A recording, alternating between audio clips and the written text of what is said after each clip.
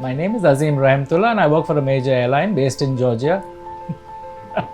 When he visited us for the first time, he was desperately looking for help. I got my original teeth extracted, and once I got the extractions done, the dentures didn't seem to work on me because I was not comfortable with my dentures.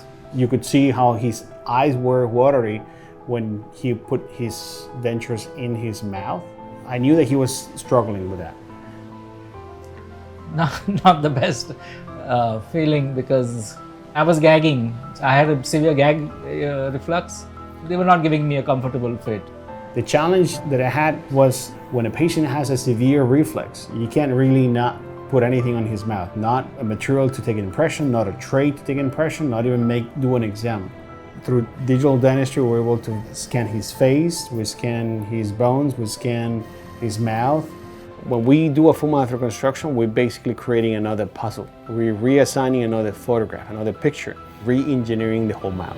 Once we had a design of how his teeth were supposed to look like, we did a guided surgery. We placed the implants very conservative way. He walked out of the office with no pain.